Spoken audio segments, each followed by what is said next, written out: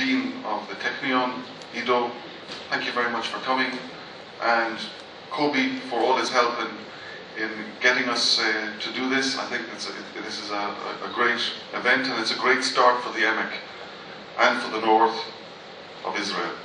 So we want to invite our guests, we want to present them with a little gift, something to remember this day, and then we're going to start with the academics straight into it, okay? Okay, so Professor Pear and our guests from the States, please come to the stage.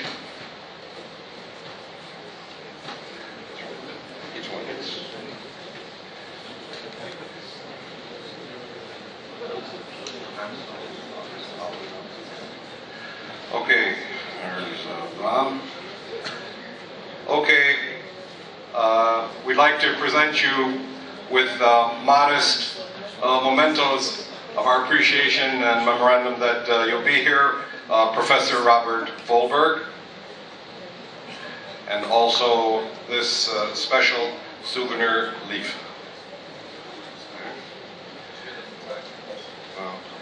Professor Kobe Pear.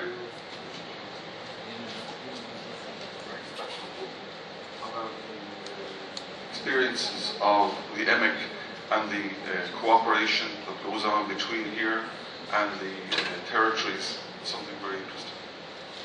Okay. Professor Gary Rusi.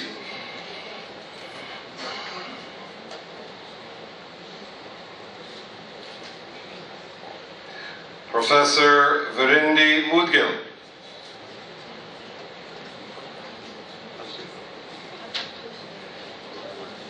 Mr. Ron Perry.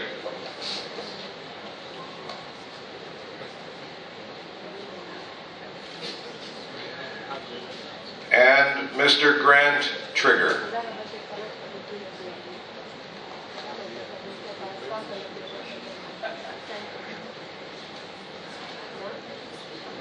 Okay, thank you, gentlemen. Take your seats, and I now invite Professor Folberg so we may begin his lecture. All right. Thank you. No, if I do, if we return the signal to enter, and then again, I'll put it in here, and that'll be called up.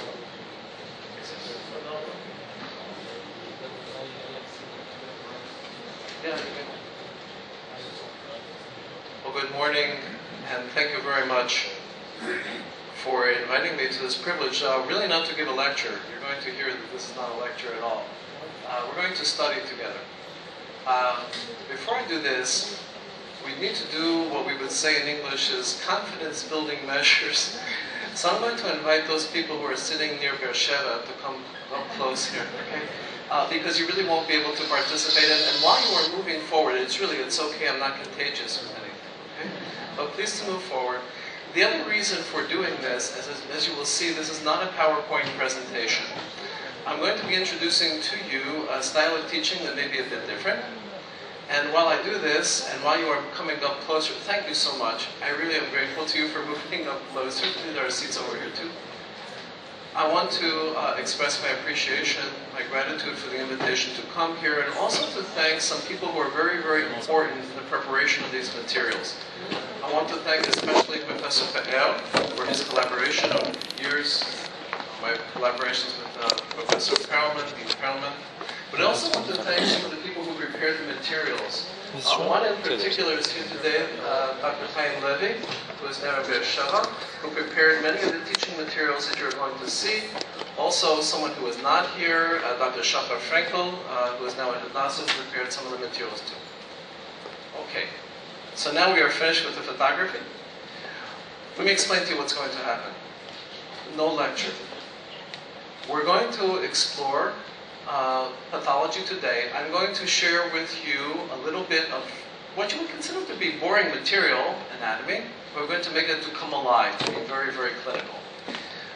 Then I'm going to go through a couple of other cases with you. I think in the first hour or 2 hours, we will cover 60 or 70 different ophthalmic conditions. We can take a break. During the break, if you wish, you can tell me what you would like to study. And I will change the whole pattern.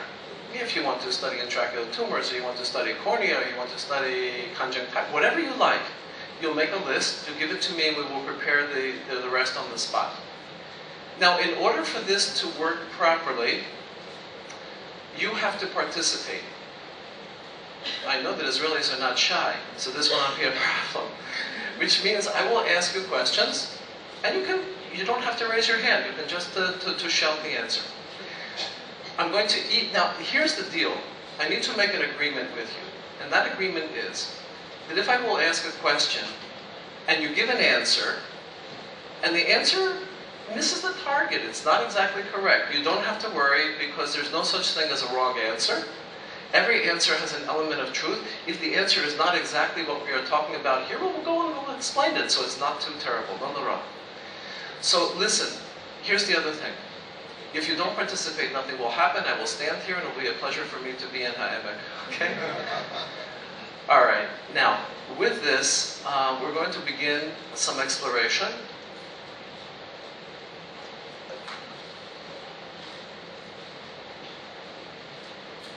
We're going to begin with our first case. For those of you who have never seen this before, we are looking at a technology called virtual microscopy. And what you will see is on the computer I can do everything that I would do with a glass slide. I can change here the magnification if I wish. I can move the slide around. The pathologist, do you use virtual microscopy here? So you are familiar with this. Okay, but it's not so familiar to the ophthalmologist. So let's start with the anterior segment. And here we will do quite a bit of work together. Now, let me ask you a question. Do I need the microphone? Do I have to schlep this around? I need it. All right. Here's the other thing. I come from the East Coast of the United States originally, which means I speak English very, very quickly. I depend on you. I'm going to slow myself down, but Kobe knows that I can speak very quickly English. I realize that for many of you, to translate the English scientifically is a challenge. If I'm going too quickly, Kobe or Ito, slow me down. Okay, if I will go too fast. All right, what I would like to do with you is to explore a bit the anterior segment of the eye. And let me ask a question on the group. Let's start with this. Let's define the limbs. Because after all, this is where we make surgical incisions. There's a lot going on. There's actually multiple definitions of the limbus. You can define the limbus clinically. It's a gray zone, a white zone. Let's do it histologically. So let me start this off by showing you what are the histologic limits of the limbus. In order to do this, we're going to draw on the slides. If you will come up at a higher magnification here, you will see a couple of interesting anatomic landmarks. First of all, you have the epithelium. Now, beneath the epithelium, there is a very thin basement membrane, which is not highlighted on this slide, because in order for me to highlight the basement membrane on a histologic preparation, the better thing to do would be to use a PAS stain, PAS stain. I don't have it here, but you will take my word for it, there's a very thin basement membrane. Now, what I would like to show you, or to share with you, is this. I'm going to put an arrow here. I'm going to put an arrow over here. And I want to share with you where my hand is rotating over here now. Now this is Bowman's layer. And you'll notice that I called it Bowman's layer, not Bowman's membrane, because it really is not a true basement membrane. You see, basement membranes are generated generally by epithelia. All epithelia produce and rest upon a basement membrane. When we talk about cataract in a moment or two, we'll talk about the lens capsule as the basement membrane for the lens epithelium.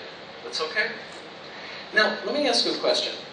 When you look at Bowman's layer, you have Bowman's layer sitting up over here like this. What do you notice about Bowman's layer that is different from the corneal stroma? Anybody? There are two or three. Yes, go ahead. Yes. I'm sorry? It's compressed. That is wonderful. Let me explain this to you in a bit more detail. Down here in the stroma, you see these clefts, these spaces. Now, these spaces are histological artifacts, but they are very, very important because they reflect the anatomy of the cornea. In the cornea, this is very, very important, in the cornea, the corneal collagen is continuous from the limbus, one side, to the opposite side of the limbus, without interruption. In fact, if there is an interruption of the architecture of the collagen of the corneal stroma, creates a corneal opacity. This is a structural basis of a corneal scar.